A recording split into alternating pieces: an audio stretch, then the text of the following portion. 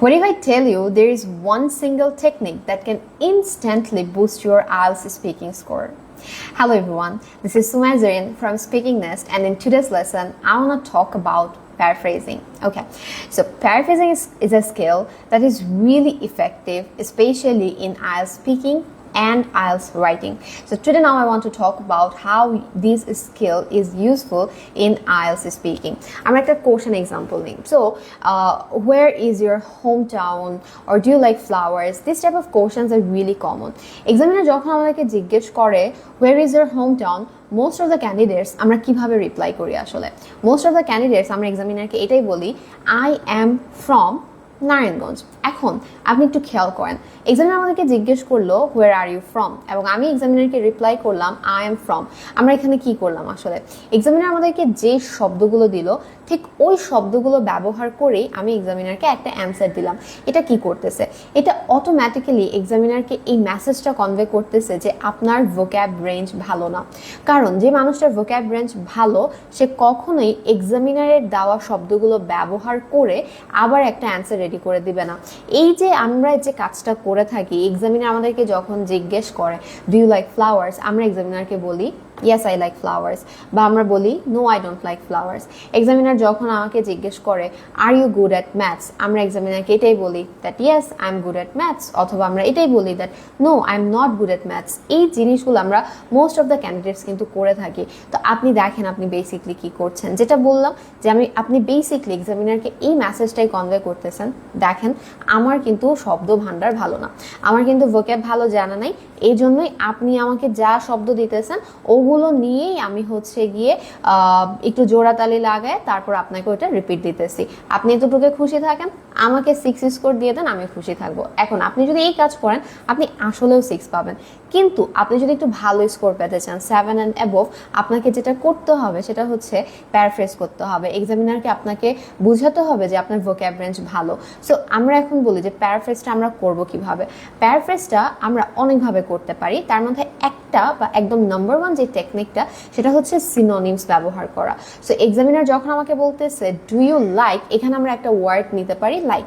লাইকের অনেক ধরনের সিনোনিম হতে পারে, যেমন to be a big fan of. To be a big fan of মানে এটা পছন্দ করা, বা টু বি ইনটু মানে হচ্ছে পছন্দ করা। আর নেগেটিভে বললে to be not a big fan, to be not into. So আমরা যেটা করতে পারি ফার্স্ট অফ অল সিনোনিম ব্যবহার করতে পারি।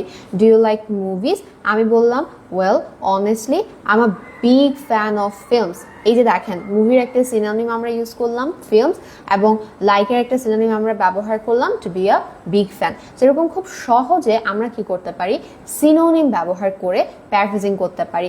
এটা করলে অটোমেটিক্যালি এক্সামিনার বুঝবে যে না, সামনে যে ক্যান্ডিডেটটা বসা আছে তার কিন্তু ওয়ার্ড রেঞ্জ ভালো। একইভাবে এক্সামিনার যখন আমাকে বলছে হোয়ার আর ইউ ফ্রম, তখন আই এম ফ্রম নারায়ণগঞ্জ না বলে বলেন I was born and brought up in Narayanganj. So যে হোয়ার আর ইউ ফ্রম বা where is your home town, my home town. Home টাউনের একটা সিনোনিমই হচ্ছে the place you are born and brought up in. So আপনি যখন examiner জিজ্ঞেস করে where is your home town, don't reply my home town is Narayanganj, say instead I was born and brought up in Narayanganj. এভাবে খুব সহজে synonym ব্যবহার করে আমরা কি করতে পারি, প্যারাফ্রেজিং করতে পারি। প্যারাফ্রেজিং এর আরো সহজ আরেকটা টেকনিক বলি, সেটা হচ্ছে এক্সাম্পল ব্যবহার করা।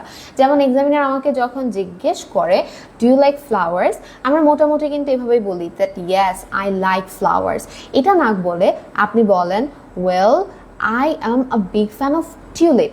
এই যে দেখেন ফ্লাওয়ারের একটা এক্সাম্পল হচ্ছে টিউলিপ। সো বিগ ফ্যান না বলে ফন্ড ওয়ার্ডটা এখানে বেশি বেটার। সো আপনি বলেন I am fond of tulips. এই যে ফ্লাওয়ারের একটা এক্সাম্পল হচ্ছে টিউলিপ। সো আপনি ফ্লাওয়ার রিপিট না করে একটা এক্সাম্পল দিয়ে দিলেন। এটাও কিন্তু প্যারাফ্রেজিং এর কি হতে পারে, একটা টেকনিক হতে পারে।